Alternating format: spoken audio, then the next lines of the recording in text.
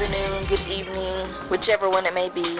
I hope you're having a beautiful day. I want to bring you this short recording on something that has been eating at me for a while now, something that's been on my mind. So here it goes. Have you ever run into anybody that thought that they knew what was best for you and your life? You may ask, do people like that really exist? Yeah, of course. You know it's true. You know it's our family, our friends, community members. For example, you may have your mother who thinks that she knows how to raise your baby better than you. Your dad may think that he knows which man is best for you to marry. Your best friend may try and tell you what kind of haircut is more suitable for you and your body type. But then check this out. You have total strangers. Total strangers, people that don't know you, don't want to know you, and some think they know you, but they have no idea, and they want to tell you what you should eat, what you should wear, and where you should work. I want to say this to you today. I want to tell you that, everybody has a purpose in life, and I know that sounds cliched, but it's the absolute truth.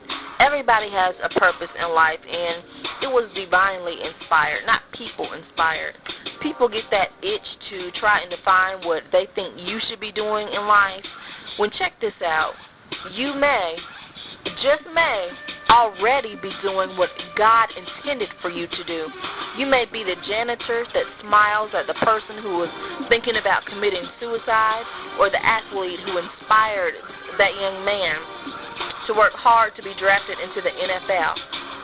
2 Timothy chapter 1 verse 9 reads, "Who hath saved us and called us with a holy calling, not according to our works, but according to his own purpose and grace, which was given us in Christ Jesus before the world began."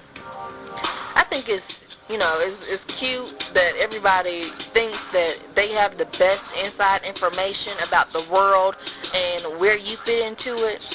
I guess it's just their ego talking to them, or people just being nosy. But whatever the case may be, God should ultimately be the only one giving you directives for your life, and he should be the only one that you're listening to. You have to learn to listen to God while he's trying to walk you through your purpose. And even though people have the tendency to try and make someone's purpose more or less than what it really is, you don't have to listen to someone who's telling you that you're doing too little with your life or you're doing too much with your life. My thing is, how would they know? Because they're not God. Nobody is God but God. So will the real God please stand up? And yes, it's true that God intentionally places certain people in our lives to help us along with our purpose. But listen, you'll know who is and who isn't there to further your purpose in life. And you may say, well, how do you know when something or someone was sent by God? Well, in Leviticus chapter 26, verse 6, the Lord said, "I will give peace in the land, and ye shall lie down, and none shall make you afraid." So in saying all that, you'll know when something or someone was sent by God because it approaches you in peace. You won't feel irritated or angry. It's not aggressive or hurtful, but just peaceful.